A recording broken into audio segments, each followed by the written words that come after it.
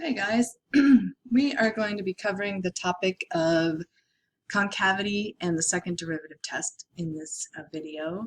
Actually, the second derivative test will probably come into a second video.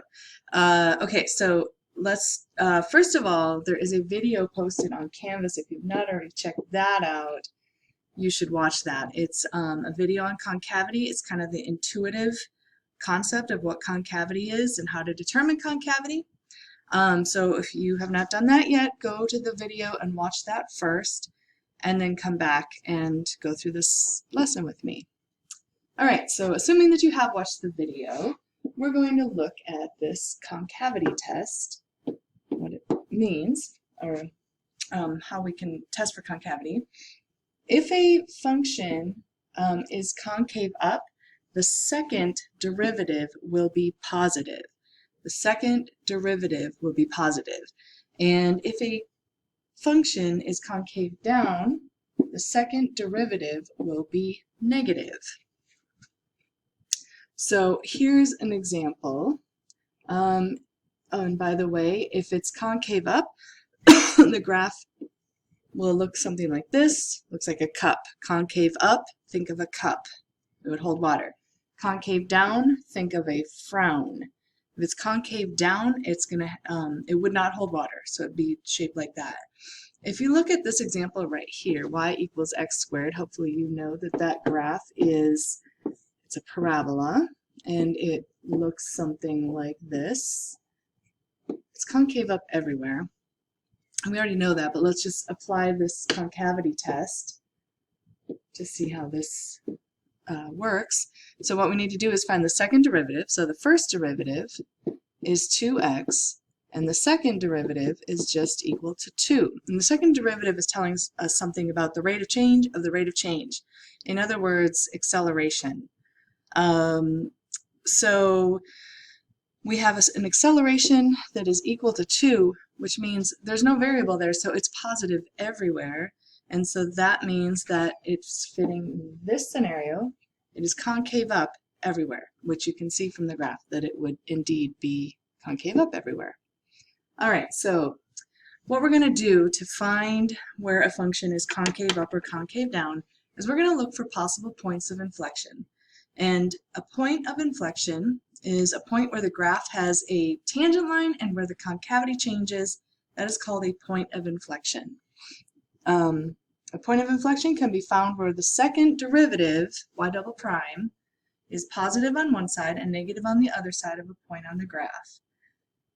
At the point of inflection, the second derivative will be 0 or it will be undefined. And so this is what's going to help us determine possible points of inflection. And then we're going to have to do an interval test similar to what we did with the first derivative test, looking for maximums and minimums. So for that, we found our critical points, which was when the first derivative was 0 or undefined, which determined our intervals, and then we checked to see if the first derivative was positive or negative, which told us something about whether their function f is increasing or decreasing. Well, to find concavity, we're going to find the second derivative and determine where it is 0 or undefined. And then we're going to get our intervals, and we're going to test in the second derivative to determine if the second derivative on each side of the interval is positive or negative. And if it changes from positive to negative or negative to positive, it is a point of inflection. The second derivative test, if we know that there is a critical point, and we find the second derivative is positive, it tells us something about whether we have a maximum or a minimum at that point, and we'll get to that later. All right, so let's look at what a point of inflection looks like. So I'm going to do this all by myself because you guys are not here to do it, but I'm going to label all of the points of inflection, like roughly. I'm going to look at what I can see here, that there looks to be a point of inflection about right there, because on the left side this looks concave down, and then on the right side of this it looks to me to be concave up to about that point right there. So this would be another point of inflection. Hello, Mr. Hemstock. How could be a point of inflection? It's a point of inflection. You see that? Ow! See, she flexed. I actually had kids come to my class. All right, so that's what we're looking for, is where it looks like it's changing from concave up to concave down, or concave down to concave up. So we have two labeled points. This to me looks like it's concave down till about here, and then it changes to concave up until about there, and then back to concave down. So, and to me it looks like it's concave down the rest of the time. So we have two more points of inflection here. And so because it does actually change from concave up to concave down, those are actually points of inflection. All right, so let's do an example. We're going to find all points of inflection of f of x. So we're going to start by finding the second derivative of this function. So my first derivative, f prime of x, is negative 4x cubed plus 48x. Second derivative is applying the power rule here, negative 12x squared plus 48. And so think about what we want to do with that. We want to find where this is 0 or undefined. This is a polynomial, our second derivative, so it's never undefined. So we just need to figure out where negative 12, let me write that higher, negative 12x squared plus 48 is equal to 0.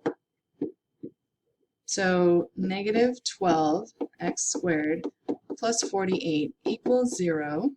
And solve that for x. You go ahead and do that. So you should have gotten that we have possible, and this is key here, possible points of inflection at plus or minus 2. So now I'm going to, that's going to determine our interval. So let's do a, let's do an interval test here. So we have our interval. We're going to pick a test point in each interval. We're going to test it in the second derivative to determine if it's positive or negative. If it's positive, it's concave up. Negative means it's concave down. And then what does it mean about f? So we can have a conclusion of whether it's concave up and concave down. And if it switches, remember that we'd have a point of inflection there. So we're going from negative infinity to negative 2, negative 2 to positive 2, because my possible points of inflection were negative 2 and 2, and then the last interval is from 2 to infinity. So pick a point in each interval and test it in our second derivative. Our second derivative was right here. So f double prime of x is negative 12x squared plus 48.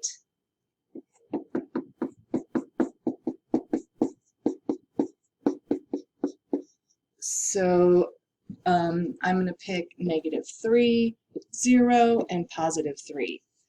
Notice that we have an even function, so 3 and negative 3 should have the same output. Our second derivative is an even function, I mean. All right, so testing negative 3, if all I need to know is the sign. So I have negative 12 times 9. It's going to be a negative number. And actually it can sometimes, might be easier to factor the second derivative before you determine this, but this one's pretty easy. We have negative 108 plus 48, which is going to be a negative result. So this is negative.